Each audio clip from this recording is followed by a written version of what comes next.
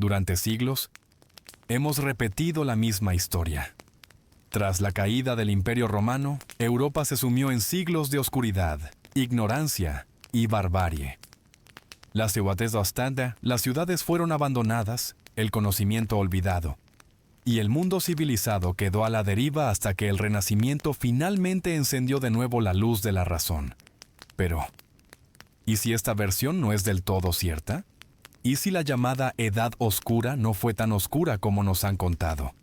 ¿Quién construyó esta narrativa? ¿Y con qué propósito? La Edad Oscura, o Edad Media Temprana, como prefieren llamarla muchos historiadores actuales, ha sido una de las etiquetas más persistentes y problemáticas en la historia de Occidente. El término en sí fue acuñado mucho después de los eventos, por pensadores del Renacimiento y más tarde por intelectuales de la Ilustración. Ellos necesitaban justificar su supuesta superioridad cultural frente al pasado inmediato. ¿Y qué mejor forma de hacerlo que denigrar el periodo anterior, presentándolo como un vacío de pensamiento, de progreso y de civilización? Pero cuando escarbamos un poco bajo la superficie, esa etiqueta de oscuridad comienza a tambalearse. Durante siglos, nos enseñaron que entre los siglos V y X, Europa vivía en una especie de pausa intelectual, que la filosofía había muerto, la ciencia se había detenido y la cultura se había congelado. Sin embargo, los registros que han sobrevivido y los que siguen apareciendo pintan una imagen distinta. En muchas regiones de Europa hubo desarrollo agrícola, avances tecnológicos como el arado de vertedera, invenciones hidráulicas y formas complejas de organización social.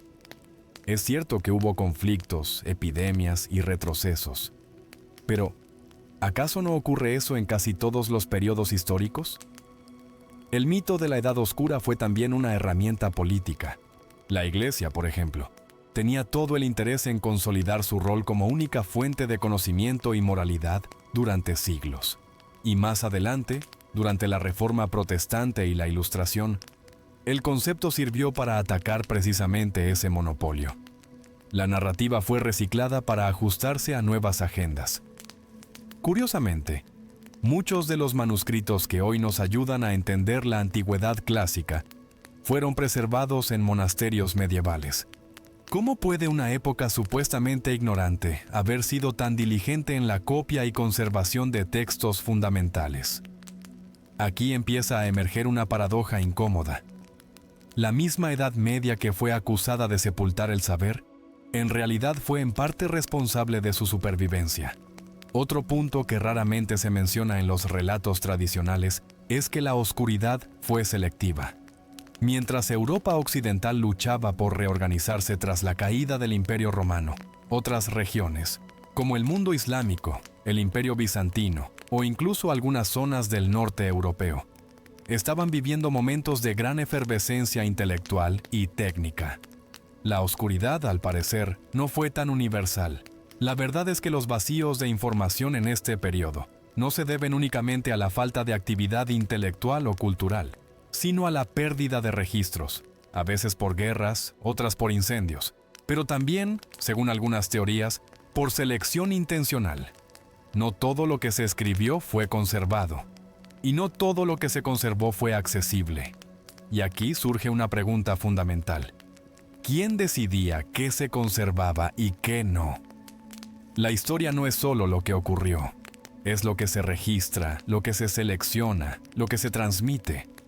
La Edad Oscura pudo haber sido menos oscura de lo que se nos ha dicho, pero eso no significa que no hubo control, censura y omisiones.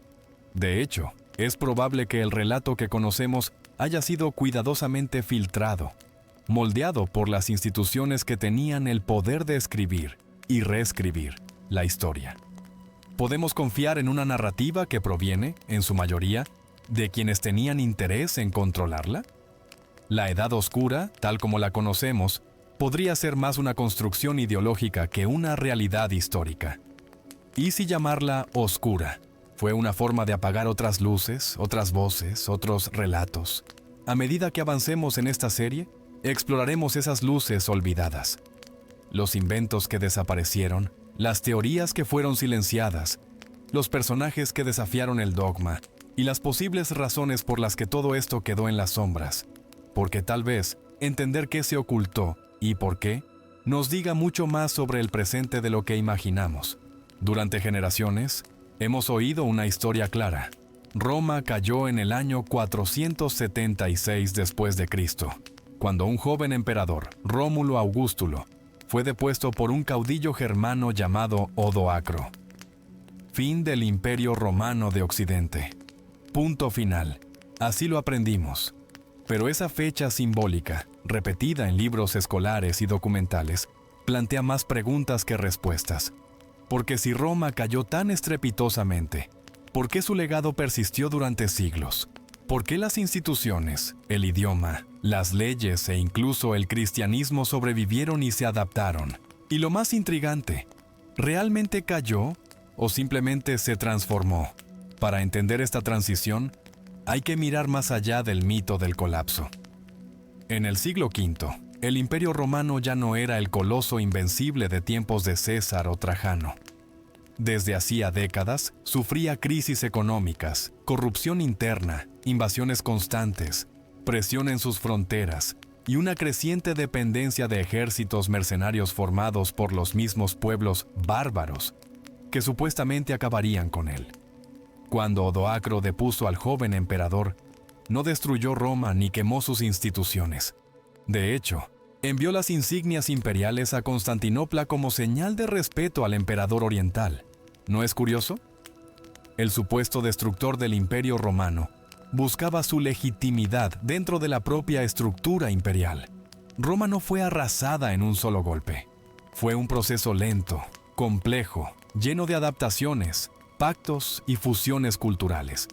Muchos de los reinos germánicos que surgieron después del 476, como los ostrogodos en Italia o los visigodos en Hispania, no veían a Roma como enemiga, sino como un modelo. Adoptaron su arquitectura, su administración, su religión. Esto nos lleva a una idea fundamental. La caída de Roma puede haber sido, en realidad, una reconfiguración del poder. Una migración del centro imperial desde Occidente hacia Oriente, donde el Imperio bizantino seguiría existiendo durante 1000 años más. Pero entonces, ¿por qué se nos insiste tanto en que Roma cayó de forma dramática? Porque esa narrativa servía a múltiples intereses. Para la Iglesia, mostraba cómo el cristianismo había sobrevivido a pesar del colapso del mundo pagano. Para los reyes medievales, justificaba su propia autoridad como herederos del imperio. Y para los pensadores del Renacimiento, les permitía presentar su época como una resurrección, tras siglos de barbarie. Pero veamos algunos hechos curiosos. Las leyes romanas siguieron en uso en muchas regiones, incluso siglos después del 476. El Corpus Juris Civilis, compilado en Constantinopla bajo Justiniano, sería la base del derecho europeo.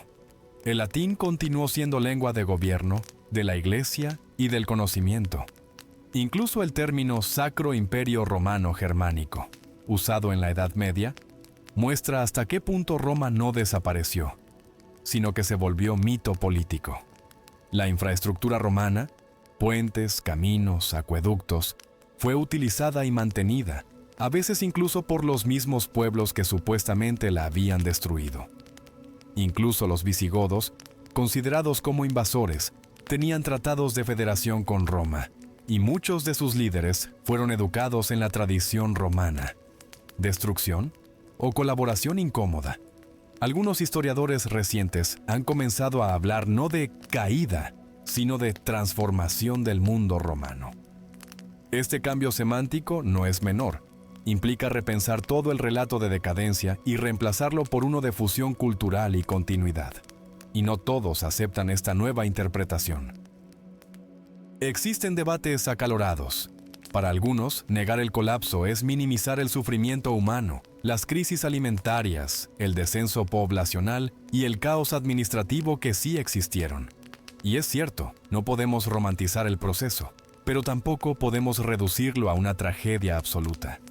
Aquí entra en juego otro tema, el sesgo de las fuentes. La mayoría de los relatos que tenemos sobre esta época provienen de cronistas eclesiásticos o aristócratas que veían con nostalgia el pasado romano y con desconfianza a los nuevos poderes bárbaros. Sus textos están cargados de juicio, de lamento y a veces de exageración. ¿Qué hubiera escrito un campesino galo o un comerciante hispano durante esta transición? ¿Hubieran visto un fin o un nuevo comienzo? La historia, una vez más, parece haber sido escrita desde arriba, por quienes tenían el poder de conservar su versión. Pero el terreno, la cultura popular, la vida cotidiana, seguían latiendo bajo otras formas. Y entonces surge otra pregunta. ¿Quién decidió que esto fue un fin y no un principio? La idea de que Roma cayó repentinamente en 476 ha servido como ancla cronológica, como línea divisoria clara entre dos mundos. Pero en realidad, fue una transición difusa, llena de grises, de adaptaciones mutuas, de tensiones, pero también de continuidad. Tal vez Roma no cayó, tal vez se disfrazó. Cambió de ropaje, se diluyó en nuevos nombres, en nuevas instituciones, y sobrevivió en silencio. Tras el colapso del poder imperial romano en Occidente, quedó un vacío. Las estructuras administrativas se derrumbaron, muchas ciudades perdieron relevancia y las redes comerciales se desintegraron. Pero en medio de ese aparente caos, una institución emergió no solo intacta, sino reforzada: la Iglesia. Mientras reinos nacían y caían, el poder eclesiástico se mantuvo, multiplicó su influencia y adoptó un rol que iría más allá del religioso. En un mundo fragmentado y sin una autoridad política centralizada, la Iglesia se convirtió en la gran custodio del conocimiento, la moral, la memoria y también de la historia. Pero, ¿qué significa realmente custodiar el saber? Durante siglos, los monasterios fueron los únicos centros donde la lectura, la escritura y la copia de textos sobrevivieron. Monjes en celdas frías, iluminados por la luz temblorosa de una vela, copiaron meticulosamente las obras de Aristóteles, Cicerón, Virgilio. Gracias a ellos, parte del mundo clásico llegó hasta nosotros. Sin estos escribas, probablemente hubiéramos perdido textos esenciales de la filosofía, la medicina y la literatura antigua. Pero no podemos obviar un detalle clave. Ellos decidían qué se copiaba y qué no. En otras palabras, la preservación del saber no fue neutral. No se trató de una mera tarea de conservación, sino de selección ideológica. Textos considerados peligrosos, heréticos o contradictorios con la doctrina cristiana fueron ignorados, mutilados o destruidos. Muchos otros fueron modificados sutilmente. Cambiar una palabra, omitir una frase, reinterpretar un pasaje. Y así, con el tiempo, el mensaje original se diluye, se ajusta. El conocimiento se volvió una forma de poder. Y la Iglesia, en su rol de guardiana, también se convirtió en su principal editora. Uno de los ejemplos más reveladores de este control fue el tratamiento del pensamiento científico. Obras que hablaban de anatomía, astronomía o química, lo que más tarde llamaríamos alquimia, eran sospechosas si no se alineaban con la cosmología cristiana. Algunas sobrevivieron escondidas, otras fueron adaptadas para encajar dentro del dogma. En varios casos, los autores originales fueron borrados y sustituidos por nombres cristianos más aceptables. La figura del monje copista ha sido romantizada, pero en muchos casos eran también censores invisibles. Esto no quiere decir que la Iglesia solo destruyera. Sería injusto afirmar eso. De hecho, en muchos aspectos fue un refugio de saber, especialmente en comparación con la inestabilidad política del momento. Pero el saber que preservó fue, en gran parte, el saber permitido. Otro punto a considerar es la manera en que la Iglesia reescribió el pasado pagano. Las divinidades antiguas fueron demonizadas, los templos convertidos en iglesias, las festividades tradicionales recicladas con nuevo simbolismo. El tiempo mismo fue reordenado. El calendario cristiano reemplazó a los anteriores sistemas de medición. Con ello, no solo se reformaba el presente, sino también la forma en que la gente entendía su historia y su lugar en el mundo. Cuando controlas el pasado, también controlas la identidad de un pueblo. Esto se refleja también en la forma en que los cronistas eclesiásticos interpretaron los eventos. Las guerras, las pestes, los eclipses. Todo era presentado como castigo divino, como confirmación de una narrativa moral. La historia dejó de ser una secuencia de hechos para convertirse en un discurso religioso, con causas y consecuencias dictadas por la voluntad de Dios. Y cuando se imponía esta visión sobre todas las demás, las alternativas simplemente desaparecían. Uno de los casos más paradigmáticos de esta manipulación histórica fue la construcción del relato de la Edad Oscura misma. Al presentar el mundo precristiano como decadente y caótico, y la llegada del cristianismo como redención, la Iglesia cimentaba su autoridad. El pasado debía parecer sombrío para que su presente brillara. Pero, ¿cuántos conocimientos? ¿Cuántas voces quedaron silenciadas en el proceso? Hoy sabemos que existieron corrientes de pensamiento alternativas. Grupos gnósticos, herejes, sabios orientales, filósofos disidentes. Muchos fueron perseguidos y sus escritos destruidos. Algunos, quizá, lograron esconderse, y otros fueron absorbidos, reinterpretados, domesticados. Y aquí aparece un misterio fascinante. Hay referencias, en documentos posteriores, a textos perdidos que nadie ha vuelto a encontrar. Tratados sobre energía, astronomía, tecnología mecánica. ¿Existieron realmente? ¿Fueron borrados a propósito? ¿Quedan aún ocultos en bibliotecas privadas, archivos secretos, criptas monásticas? A lo largo de los siglos, han circulado rumores sobre códices ocultos en el Vaticano, manuscritos a los que solo tienen acceso unos pocos iniciados. Aunque muchas de estas historias rozan la leyenda, reflejan una inquietud profunda, que parte del conocimiento humano ha sido no solo olvidado, sino escondido deliberadamente. Es posible que la Iglesia, al proteger ciertos saberes, haya decidido también enterrar otros. En última instancia, el legado de la Iglesia como custodio del conocimiento es ambivalente. Salvó mucho, pero también eligió qué valía la pena salvar. Imagina, por un momento, caminar entre estanterías infinitas cubiertas de pergaminos, papiros, códices, letras antiguas en idiomas ya olvidados, mapas del mundo como se entendía hace 1000 años, tratados de medicina, astronomía, filosofía. Y ahora imagina que todo eso, en cuestión de días, horas o incluso minutos, desaparece, quemado, robado, sepultado. La historia humana está llena de silencios, y algunos de esos silencios son resultado directo de la pérdida, accidental o intencionada, de su conocimiento escrito. El fuego, la guerra, el fanatismo y el descuido han sido sus verdugos. Pero también, a veces, la voluntad deliberada de hacer que ciertas ideas no sobrevivan.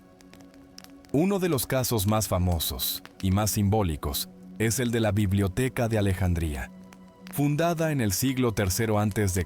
en Egipto, esta colosal institución aspiraba a reunir todo el conocimiento del mundo antiguo. Se dice que llegó a contener hasta 400.000 rollos. Algunos especulan con cifras aún mayores. ¿Y qué pasó con ella? Las versiones varían. Algunos culpan a Julio César durante sus campañas, otros al patriarca cristiano Teófilo, que alentó la destrucción de templos paganos. Algunos señalan a los musulmanes durante la conquista de Egipto. La realidad probablemente sea una combinación de todas. La biblioteca ardió, fue saqueada y finalmente olvidada. Pero con ella se perdieron obras de las que solo nos quedan los nombres. Tratados de astronomía caldea, dramas trágicos, teorías de física presocrática. Desaparecieron para siempre. ¿Fue un accidente de la historia o una purga sistemática? Y Alejandría no fue la única. La biblioteca de Pérgamo, la de Constantinopla, los archivos mayas, las tablillas sumerias saqueadas durante guerras modernas. Cada una representa una pérdida irreparable. El incendio de la Biblioteca de Constantinopla en 1204, durante la Cuarta Cruzada, una cruzada irónicamente cristiana, provocó la destrucción de miles de manuscritos que jamás volvieron a copiarse. Y cuando los conquistadores españoles llegaron a América, quemaron códices aztecas, mayas e incas bajo el pretexto de idolatría. Solo sobrevivieron unos pocos. Lo que sabemos de estas culturas hoy es apenas una sombra de lo que podrían haber sido si sus textos hubieran perdurado. Pero, ¿qué pasa con los textos que no se perdieron por el fuego, sino que fueron ocultados? Durante siglos, circularon rumores sobre obras filosóficas y científicas que fueron escondidas por su contenido subversivo. Textos que ponían en duda la doctrina religiosa, que ofrecían visiones distintas del universo, o que contenían tecnologías avanzadas. Algunos piensan que estas obras nunca existieron.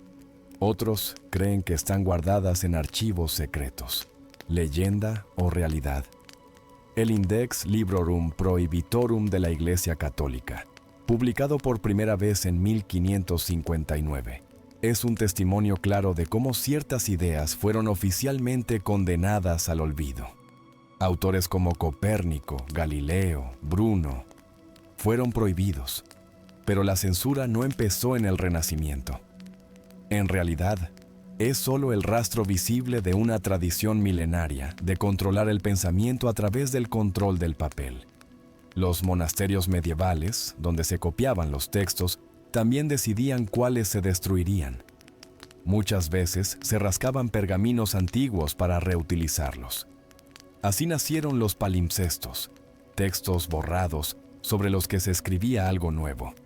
Con la tecnología moderna, muchos de esos textos originales han podido recuperarse parcialmente. Y algunos revelan obras perdidas del mundo clásico, ocultas bajo sermones cristianos. ¿Es posible que aún existan cientos, quizá miles, de manuscritos esperando ser redescubiertos? Hoy en día, bibliotecas como la del Vaticano, la Bodleian en Oxford o la Bibliothèque Nationale de France poseen manuscritos que no están digitalizados, no son de acceso público y cuyo contenido desconocemos por completo. ¿Por qué se guardan en secreto? ¿Qué contienen? Y si damos un paso más allá, ¿cuánto conocimiento ha sido eliminado de los registros por no encajar con la narrativa dominante? La historia no solo se cuenta con palabras, también con silencios. Tal vez no se trate solo de obras quemadas o censuradas, sino de conocimientos que nunca se permitieron surgir.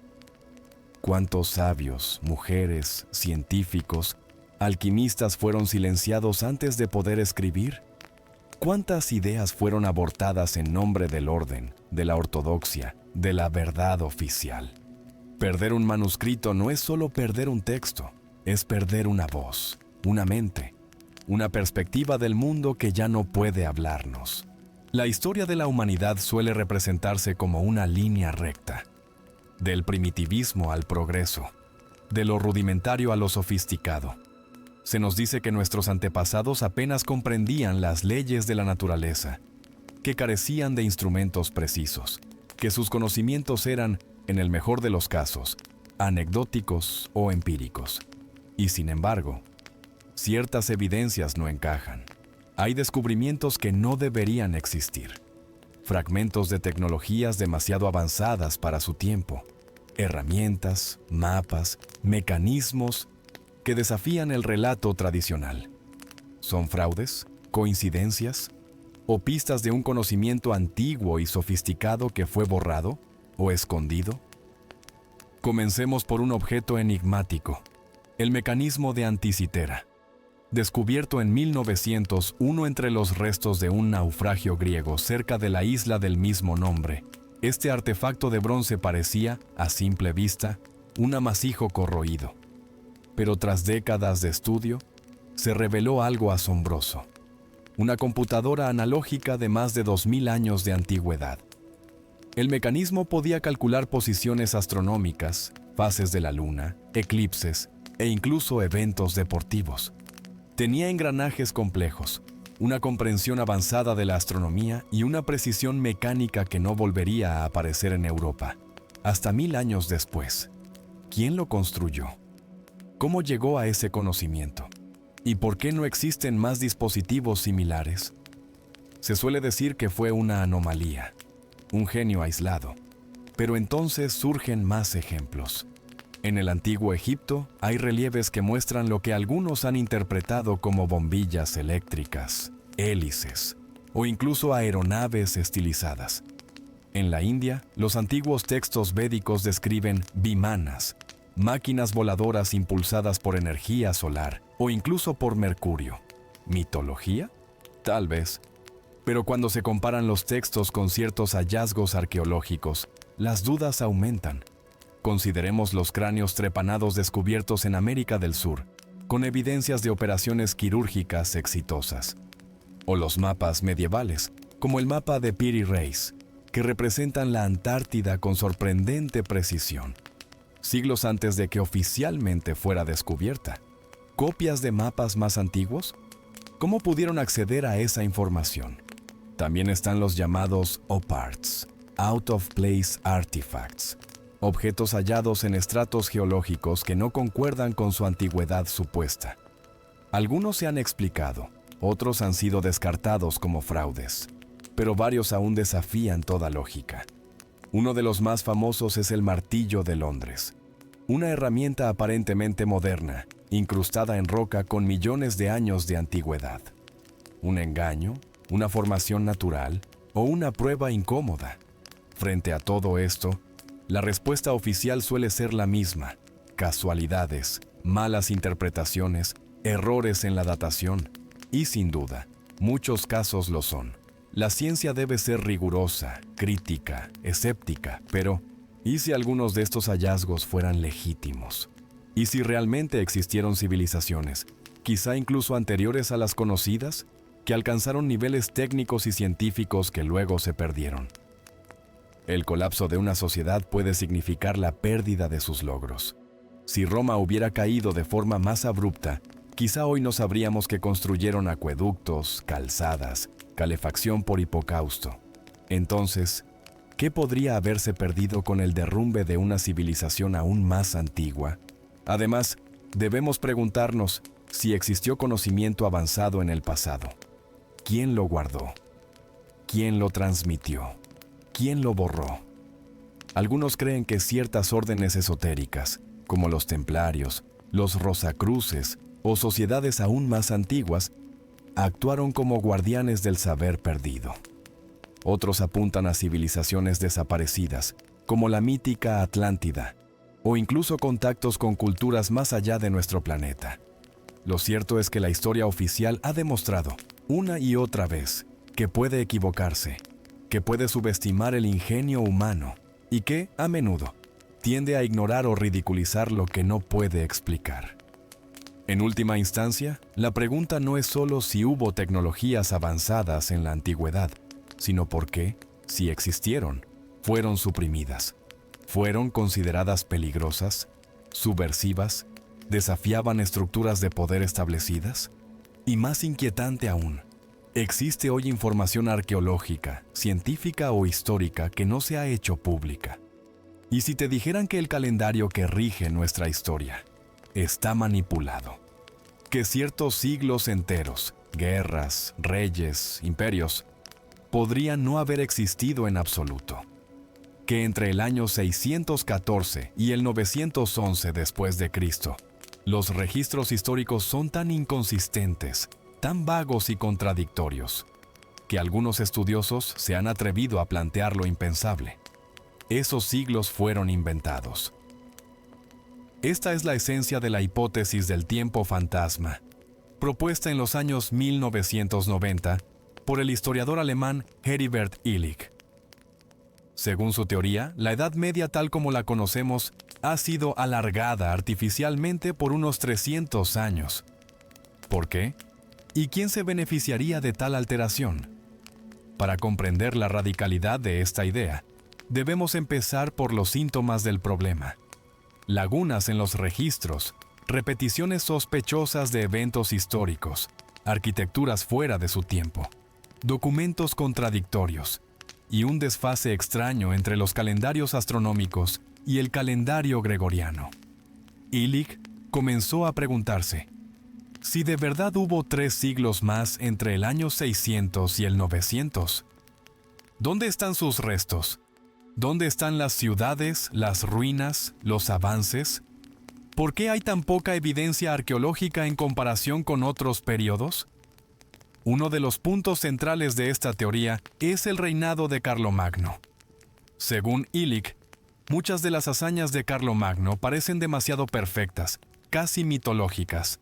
El emperador aparece como una figura omnipresente, conquistando media Europa en poco tiempo, reformando leyes, impulsando el renacimiento carolingio.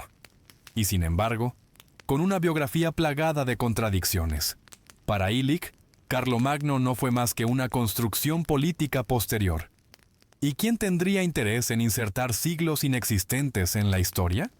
Illich apunta al Papa Silvestre II, al emperador Otón III y a sus contemporáneos, quienes habrían querido situarse simbólicamente en el año 1000, un número cargado de connotaciones religiosas y apocalípticas, cuando en realidad estaban aún en el siglo VII.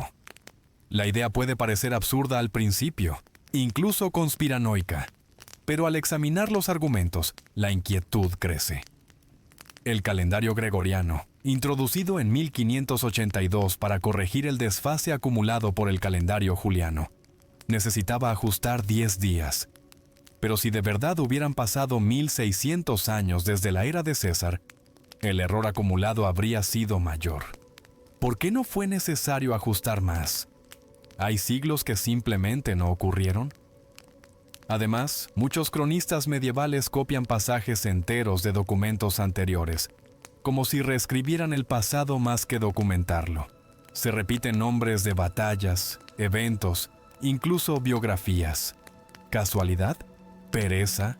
¿O una intención oculta de crear una continuidad artificial? Los defensores de la teoría también señalan a la arqueología. Hay una sorprendente escasez de restos que puedan datarse con certeza entre los siglos 7 y 9 en Europa Central. Las construcciones parecen saltar de lo tardo romano al románico, casi sin transición, como si alguien hubiera borrado el medio. Por supuesto, la comunidad académica ha criticado duramente esta teoría. Se han ofrecido explicaciones astronómicas, cronológicas y arqueológicas que desmontarían los supuestos errores. Y sin embargo, la duda persiste. Porque, más allá de si Illich tiene razón o no, su propuesta nos obliga a preguntarnos algo fundamental. ¿Qué tan confiable es la cronología que damos por sentada? ¿Quién decide qué años valen y cuáles no? La historia no es solo un conjunto de fechas y eventos. Es una narración construida a partir de fuentes dispersas, muchas de ellas copiadas, alteradas o incluso destruidas. Y cuando las fuentes son escasas o contradictorias, el margen para manipular se amplía. ¿Podría una élite, en un momento dado, haber reescrito el pasado para reforzar su legitimidad en el presente? ¿Cuántas veces ha ocurrido eso, incluso sin necesidad de inventar siglos? No olvidemos que en tiempos donde la mayoría no sabía leer y los textos se copiaban a mano, controlar los manuscritos era controlar la historia. Y si los siglos oscuros fueron, en efecto, un territorio brumoso, ¿quién se aprovecharía de esa oscuridad? Puede que la teoría del tiempo fantasma no sea la respuesta definitiva, pero es una invitación a revisar críticamente nuestras certezas, a entender que la historia, tal como la conocemos, no es un espejo del pasado, sino una construcción de él. Y que en esa construcción, a veces, los ladrillos fueron falsificados. La historia del conocimiento humano suele presentarse como una curva ascendente.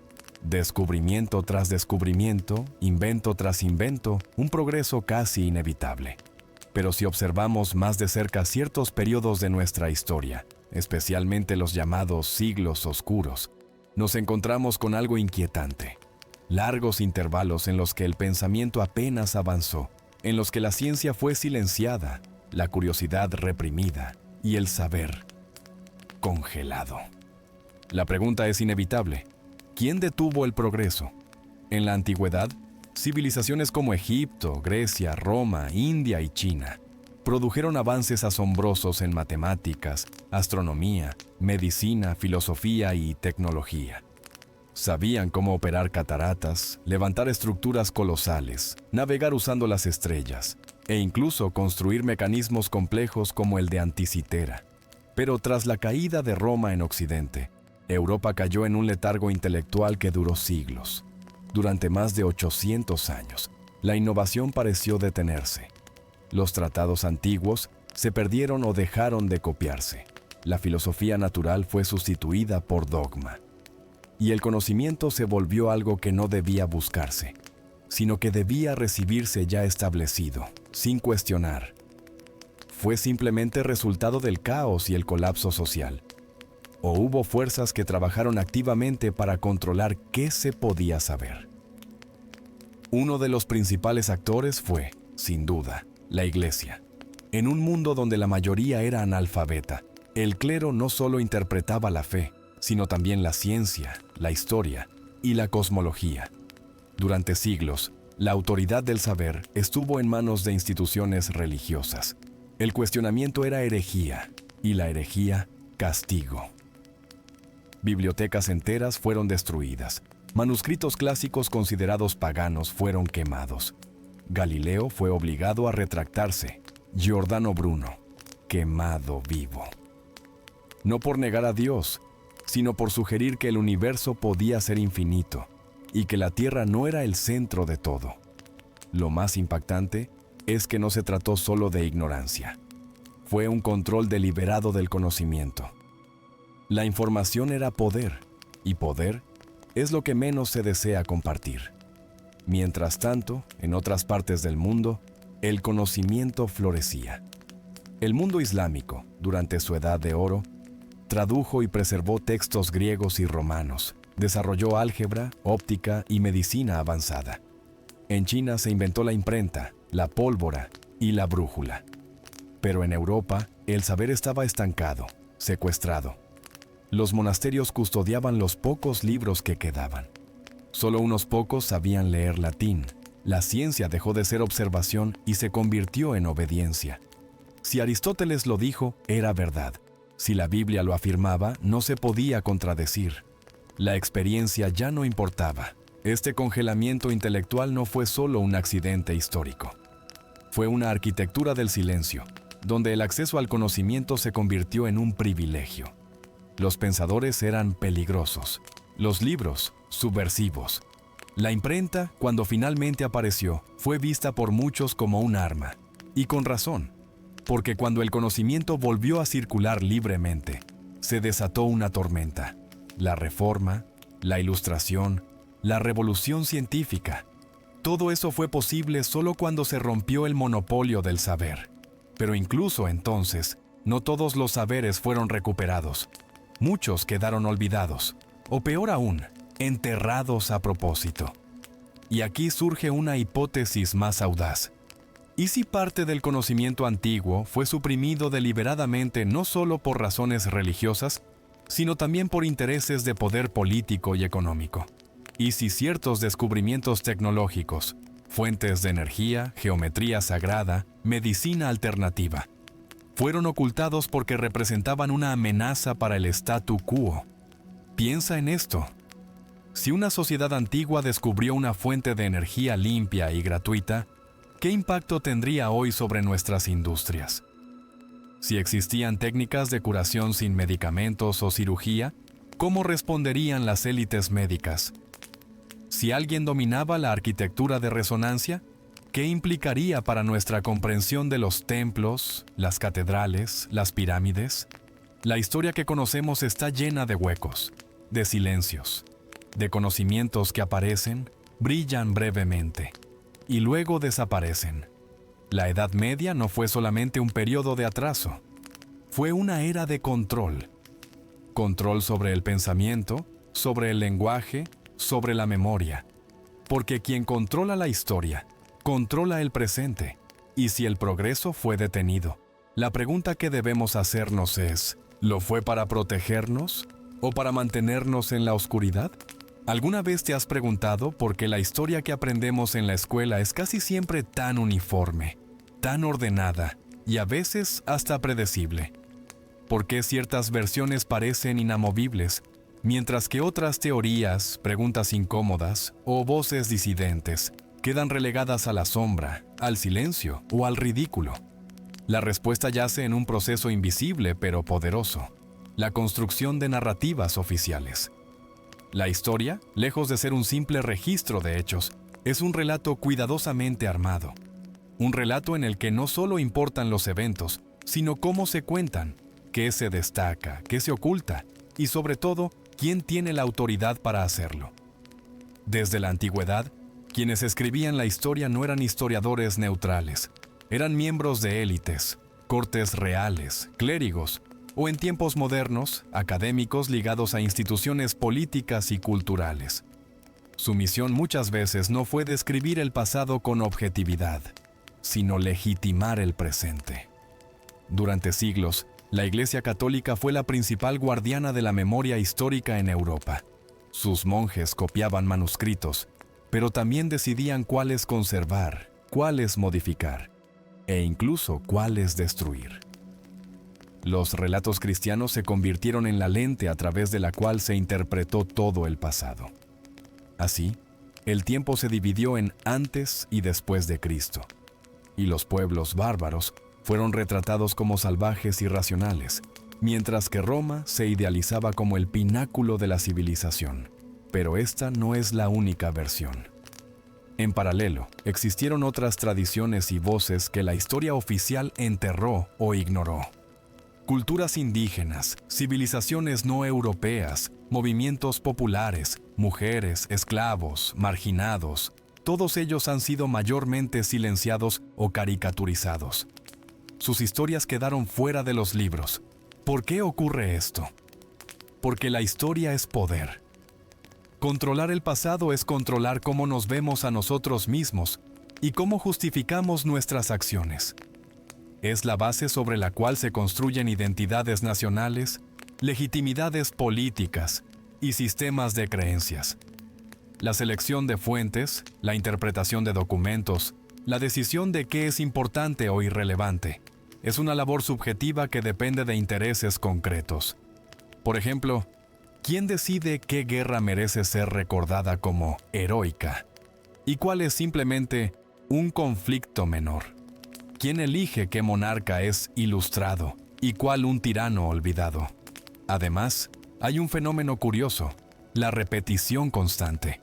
Los relatos oficiales se convierten en dogmas cuando se repiten en libros, escuelas, medios y discursos oficiales, hasta que cuestionarlos se vuelve casi una herejía intelectual. Pero incluso dentro del mundo académico, las controversias abundan. Investigadores disidentes a menudo sufren rechazo o censura. Nuevas evidencias pueden ser desacreditadas por chocar con la versión aceptada. ¿Es esto evidencia de rigor científico o de protección del status quo? La aparición de teorías alternativas, como las que cuestionan la datación oficial, las interpretaciones de artefactos arqueológicos o la verdadera naturaleza de ciertos personajes históricos, suele ser recibida con escepticismo extremo o desdén. Esto no quiere decir que toda versión oficial sea falsa, ni que todo disidente sea correcto, sino que debemos mantener una mirada crítica y consciente de que la historia es una construcción humana con todos sus sesgos y limitaciones. Un caso ilustrativo es la construcción de la identidad europea durante el Renacimiento y la Ilustración. La glorificación de Grecia y Roma, el desprecio por las culturas consideradas no civilizadas y la idealización de ciertos valores fue parte de un proyecto cultural para justificar la expansión colonial y la dominación global. Mientras tanto, muchas culturas originarias fueron borradas de la narrativa dominante. Sus conocimientos fueron tildados de supersticiones o mitos, cuando en realidad escondían formas sofisticadas de comprender el mundo. Esta imposición de una narrativa única tuvo consecuencias profundas en la forma en que percibimos el pasado y el presente. Los relatos oficiales moldean nuestras creencias sobre raza, género, religión y poder. Por eso, hoy más que nunca, es fundamental preguntarnos: ¿quién escribió esta historia? ¿Con qué propósito? ¿Qué voces han sido silenciadas? ¿Qué verdades quedan ocultas bajo las capas de versiones oficiales? Descubrir estas capas nos invita a abrir el pasado como un palimpsesto, un manuscrito escrito y reescrito, con múltiples textos superpuestos, algunos borrados, otros destacados. Quizás ahí, en esas sombras y grietas, se encuentre una historia más compleja, más rica y menos complaciente con el poder. Desde tiempos inmemoriales, en los márgenes visibles y ocultos de la historia, han existido grupos cuya existencia misma parece envuelta en misterio. Sociedades que operan a puerta cerrada, con rituales, símbolos y códigos que solo sus miembros comprenden. ¿Pero qué guardan?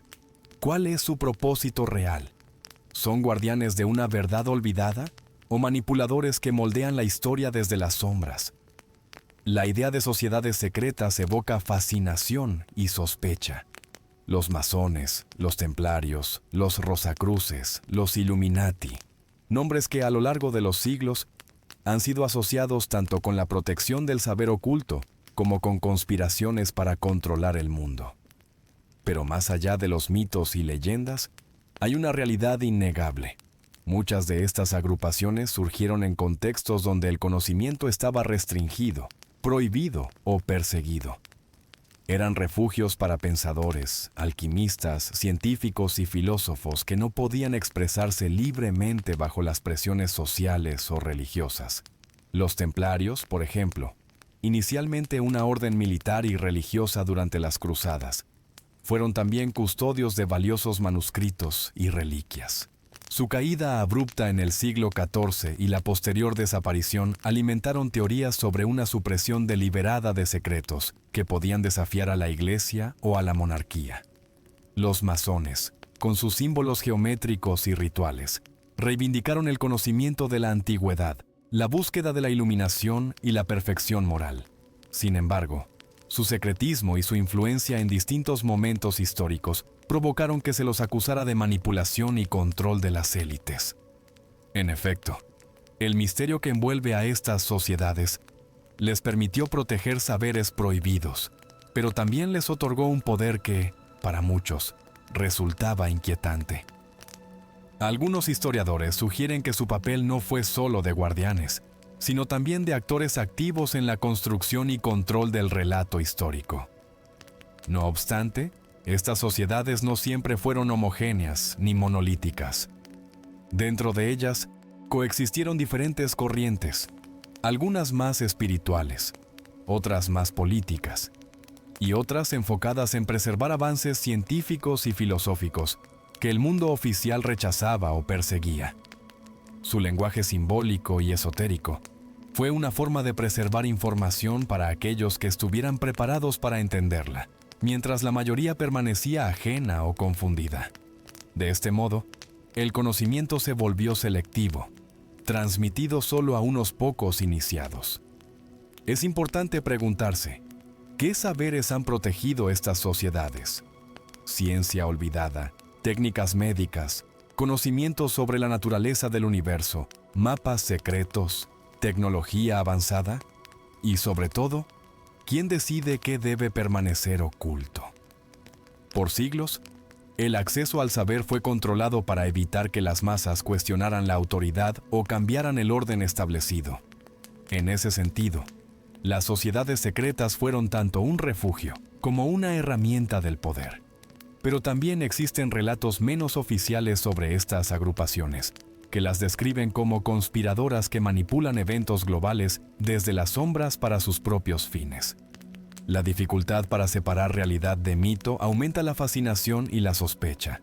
Lo cierto es que la historia oficial rara vez menciona estas redes, y cuando lo hace con desdén o alarmismo, contribuyendo a mantenerlas en el misterio y, por ende, al margen del conocimiento público. En otras partes del mundo, como en Asia o América, existen también tradiciones similares. Sociedades esotéricas que han preservado saberes ancestrales, rituales y filosofías que chocan con la visión occidental dominante. Al reflexionar sobre el papel de estas sociedades, nos enfrentamos a un enigma. ¿Son ellas las verdaderas custodias del saber perdido? o simplemente piezas en un juego mucho más complejo de poder y control. Al final, la búsqueda del conocimiento no es solo sobre hechos y datos, sino también sobre las estructuras que deciden quién puede acceder a ellos y quién queda excluido. Mientras Europa atravesaba lo que más tarde se llamaría la Edad Media, el resto del mundo no estaba en silencio ni sumido en la oscuridad. Al contrario, en muchas regiones, especialmente en el mundo islámico y en Asia, el conocimiento florecía con un vigor sorprendente, desafiando la idea común de un retroceso global durante este periodo. En las grandes ciudades de Bagdad, Córdoba, Damasco o Samarcanda, los sabios, médicos, astrónomos y filósofos se reunían en bibliotecas y casas de estudio para conservar, traducir y expandir el legado de civilizaciones antiguas como Grecia, Persia e India. La llamada Casa de la Sabiduría en Bagdad, fundada en el siglo VIII, se convirtió en un faro del saber, donde se tradujeron al árabe textos de Aristóteles, Ptolomeo y Euclides, además de avances originales en matemáticas y medicina. Pero este no era un simple acto de preservación. Fue un renacimiento del pensamiento crítico, donde se cuestionaban dogmas, se experimentaba y se desarrollaban nuevas teorías. Avances como el álgebra, la óptica, la cirugía y la astronomía marcaron un progreso significativo que no se alcanzaría en Europa sino siglos después. En la medicina, figuras como Avicena, Ibn Sina, revolucionaron la comprensión del cuerpo humano y las enfermedades con obras que serían referencia en Occidente hasta bien entrado el Renacimiento. Su Canon de Medicina sintetizaba conocimientos griegos, persas e islámicos, incorporando observaciones clínicas y tratamientos innovadores. Al mismo tiempo en Asia, especialmente en China y la India, se registraban también grandes avances. La invención de la pólvora, la brújula y la impresión en China tuvo un impacto duradero en la historia mundial. Los antiguos textos filosóficos y científicos eran estudiados y desarrollados con esmero, y las escuelas budistas y confucianas promovían la educación y la ética. Sin embargo, estas ricas tradiciones del conocimiento global fueron en gran medida invisibilizadas en la narrativa histórica europea tradicional. La idea de un vacío cultural durante la Edad Media europea contribuyó a un eurocentrismo que minimizaba o ignoraba estos aportes. Esta invisibilización no es casual. A medida que las potencias europeas comenzaban su expansión colonial, las historias de otros pueblos eran reinterpretadas para justificar la conquista, presentándolos como atrasados o primitivos, mientras que ellos mismos se veían como portadores de la civilización y la luz. Pero al mirar con atención, nos encontramos con un entramado global de saberes conectados y compartidos, un legado que trasciende fronteras y culturas. El conocimiento no se desarrolló de forma aislada, sino a través de intercambios, traducciones y contactos que desafían las narrativas simplistas. Este panorama nos invita a reconsiderar qué entendemos por progreso y retroceso, y a reconocer que la historia del conocimiento es mucho más compleja y rica de lo que nos han contado. ¿Podría ser que el verdadero oscurantismo no fuera una condición universal, sino un fenómeno local y parcial, superado por otras civilizaciones que siguieron brillando? ¿Y qué impacto tuvo ese desbalance en la configuración del mundo moderno? A lo largo de la historia, el conocimiento ha sido una fuerza poderosa, capaz de transformar sociedades y cuestionar estructuras de poder. Pero esa misma fuerza ha sido también vista como una amenaza. Por eso, en muchas épocas y lugares, las instituciones que detentaban el poder recurrieron a la censura y la persecución para controlar qué ideas podían circular y cuáles debían ser silenciadas. Durante la Edad Media, especialmente en Europa, la Iglesia Católica se convirtió en la principal guardiana de la ortodoxia intelectual y moral. Su influencia era tan extensa que definir qué podía ser enseñado o discutido quedaba bajo su estricta supervisión. Textos considerados heréticos o contrarios a la doctrina oficial eran prohibidos y sus autores perseguidos. la figura del hereje no solo era un problema religioso, sino una amenaza política y social. Pensadores como Giordano Bruno, que defendió ideas cosmológicas revolucionarias, o Galileo Galilei, cuya observación del cosmos chocaba con la interpretación literal de la Biblia, sufrieron las consecuencias de cuestionar el discurso dominante. Este control no solo se aplicaba a la ciencia, sino también a la filosofía, la literatura y las artes.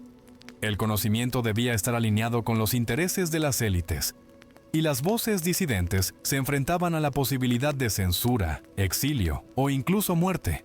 Sin embargo, la persecución también tuvo un efecto paradójico. En muchos casos, las ideas prohibidas encontraron formas clandestinas de persistir. Manuscritos ocultos, círculos de estudios secretos y la transmisión oral mantuvieron vivas corrientes de pensamiento alternativas que, siglos después, emergerían para desafiar la versión oficial. Además, la censura no fue un fenómeno exclusivo de la Iglesia ni de Europa. En otras culturas y periodos, gobiernos y líderes también controlaron el acceso a la información para mantener su poder. Desde la quema de libros en China hasta la persecución de filósofos en la antigua Grecia, el patrón se repite. El conocimiento es un arma que debe ser contenida. Esta tensión entre poder y saber revela cómo la historia del conocimiento es también una historia de conflicto. La verdad no es solo un conjunto de datos objetivos, sino una construcción que depende de quién tiene la autoridad para definirla. Por eso, al mirar los textos y relatos históricos, es crucial preguntarse, ¿qué se ha censurado y por qué? ¿Qué voces han sido silenciadas o borradas? ¿Qué saberes han quedado fuera del canon oficial? Estas preguntas nos llevan a reflexionar sobre las narrativas que aceptamos como verdaderas y a cuestionar las certezas que a menudo damos por sentadas. A lo largo de los siglos, la historia del conocimiento ha estado marcada por aquellos valientes individuos que, desafiando las normas establecidas y enfrentándose a la censura, lograron cambiar para siempre nuestra comprensión del mundo. Estos rebeldes del saber no solo ampliaron los límites de la ciencia y la filosofía, sino que también cuestionaron las estructuras de poder que intentaban contenerlos. Uno de los ejemplos más emblemáticos es Nicolás Copérnico, cuya teoría heliocéntrica colocó al Sol, y no a la Tierra, en el centro del universo. En un tiempo en que la visión geocéntrica era dogma, su propuesta no solo fue revolucionaria, sino peligrosa. Aunque su obra fue publicada al final de su vida para evitar persecuciones, sentó las bases para que otros científicos pudieran avanzar. Galileo Galilei, considerado el padre de la ciencia moderna, llevó este desafío aún más lejos. Con su telescopio, observó las lunas de Júpiter, las fases de Venus y otros fenómenos que contradecían la doctrina oficial. Su enfrentamiento con la Iglesia es bien conocido. Obligado a retractarse bajo amenaza de tortura, su historia es un símbolo de la lucha entre el conocimiento y el poder. Más allá de la astronomía, otros pensadores rompieron moldes en distintas disciplinas. Francis Bacon, con su método empírico, sentó las bases del método científico, promoviendo la observación y la experimentación por encima de la tradición. René Descartes, con su duda metódica, cuestionó todo para encontrar certezas indudables, inaugurando una nueva era en la filosofía. Estos rebeldes compartían algo más que ideas novedosas, una profunda convicción en la búsqueda de la verdad, incluso cuando ésta incomodaba a quienes detentaban la autoridad. Sus trabajos fueron censurados, sus vidas amenazadas, pero su legado perdura. No solo fueron figuras europeas quienes rompieron con el pasado. En otras partes del mundo, también hubo revolucionarios intelectuales que desafiaron las ideas predominantes y contribuyeron al avance del conocimiento global. Estas historias nos recuerdan que el progreso no es lineal ni inevitable, sino el resultado de luchas, sacrificios y, en ocasiones, actos de valentía que cambiaron el curso de la humanidad. Al explorar sus vidas, nos enfrentamos a preguntas fundamentales. ¿Qué impulsa a alguien a desafiar el poder? ¿Cómo sobreviven sus ideas frente a la resistencia? ¿Y qué saberes están esperando ser redescubiertos o recuperados hoy? La historia que aprendemos a menudo parece una línea continua de progreso, una sucesión ininterrumpida de descubrimientos y avances. Sin embargo, bajo esta superficie aparente, existen profundas lagunas y silencios, saberes que desaparecieron, invenciones que fueron olvidadas o incluso suprimidas deliberadamente, dejando huecos en nuestra comprensión del pasado. En la antigüedad, grandes civilizaciones como la egipcia, la mesopotámica o la grecorromana desarrollaron tecnologías y conocimientos que, en algunos casos, parecieron perderse con el tiempo. Por ejemplo, las técnicas avanzadas de construcción de las pirámides, que aún hoy sorprenden a los ingenieros, o la ingeniería hidráulica romana, sofisticada y eficiente, que se abandonó durante siglos. Pero no solo hablamos de civilizaciones antiguas. Durante la Edad Media y periodos posteriores, existen evidencias de inventos que no se difundieron o que fueron activamente ocultados. Textos que describían máquinas, mecanismos o medicinas avanzadas fueron destruidos o mantenidos fuera del alcance del público. Uno de los ejemplos más fascinantes es el del conocimiento alquímico. Aunque a menudo ridiculizado o asociado a la búsqueda de la piedra filosofal, la alquimia contenía principios que anticiparon la química moderna. Sin embargo, debido a su carácter esotérico y a la desconfianza de las autoridades, muchos de sus saberes quedaron relegados a círculos cerrados y desaparecieron del conocimiento popular. También hay relatos sobre inventos mecánicos adelantados a su tiempo, como los autómatas diseñados en la antigüedad o máquinas de guerra descritas en manuscritos medievales, que, por alguna razón, no tuvieron un desarrollo tecnológico continuo. Estas lagunas en la historia técnica y científica no parecen accidentales. En algunos casos, se sospecha que ciertos conocimientos fueron suprimidos para preservar el control social o evitar que tecnologías que podrían alterar el equilibrio de poder llegaran a manos equivocadas. Además, la pérdida de bibliotecas enteras, como la legendaria Biblioteca de Alejandría, representa un golpe irreparable al acervo humano. En esos espacios se concentraba un saber vasto y diverso que desapareció bajo circunstancias aún debatidas, dejando tras de sí solo fragmentos y referencias indirectas. El impacto de estas pérdidas y supresiones no puede subestimarse. Nos hacen preguntarnos cuánto más podríamos haber avanzado si esos conocimientos hubieran sido accesibles y difundidos. ¿Qué inventos o ideas revolucionarias se perdieron para siempre? ¿Qué caminos alternativos para la humanidad quedaron cerrados? Esta reflexión también nos invita a considerar cómo hoy, en la era digital, manejamos el conocimiento y la información. ¿Estamos conscientes de las censuras, sesgos o pérdidas que todavía ocurren? ¿Estamos abiertos a redescubrir y reevaluar el pasado con una mirada crítica y abierta? Al mirar hacia atrás, hacia los periodos oscuros, los saberes perdidos y las verdades ocultas, surge una pregunta fundamental. ¿Qué legado nos ha dejado toda esta historia? ¿Y cómo puede influir en nuestra comprensión del presente y el futuro? La historia oficial nos presenta una versión lineal y ordenada del desarrollo humano, en la que los avances son inevitables y el conocimiento progresa constantemente. Pero al descubrir las lagunas, las censuras y los silencios, comprendemos que esta narrativa es solo una parte de la verdad. Este legado oculto nos enseña que la historia no es un relato fijo, sino un proceso dinámico que debe ser cuestionado y revisado continuamente. Nos invita a ser críticos con lo que aceptamos como verdad, a buscar fuentes diversas y a valorar la pluralidad de perspectivas. Además, la revelación de conocimientos suprimidos y avances ignorados nos hace reflexionar sobre el poder y la responsabilidad en la difusión del saber. Hoy, en una era saturada de información, ¿quién decide qué se comparte y qué se oculta? ¿Qué intereses subyacen detrás de esas decisiones? El estudio de la historia prohibida también nos anima a reconocer la importancia del intercambio cultural y del respeto por los conocimientos de diferentes civilizaciones.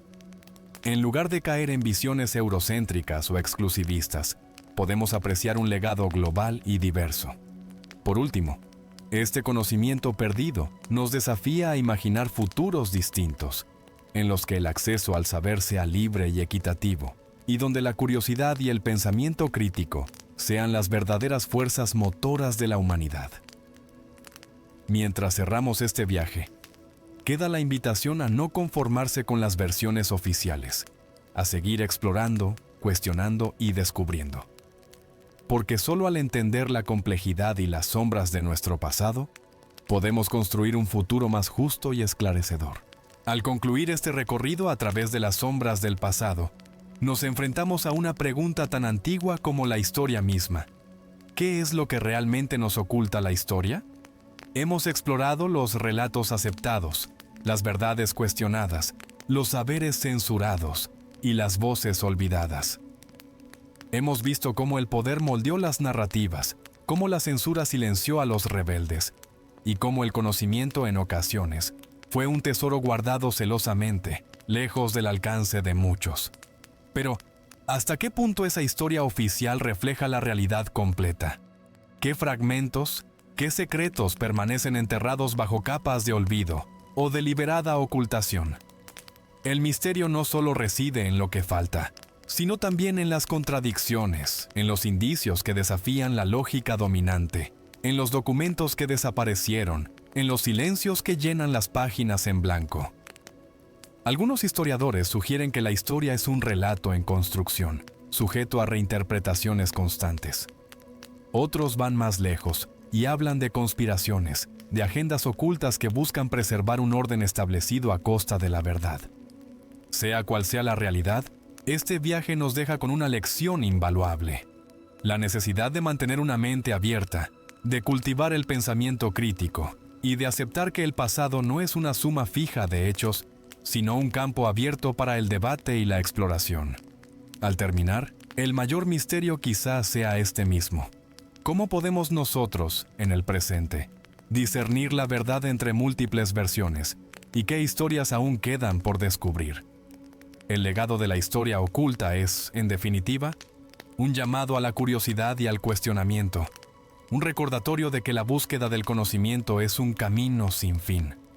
Así concluimos esta serie, invitándote a seguir indagando, a no aceptar todo lo que se dice y a encontrar tu propia verdad entre las sombras del tiempo.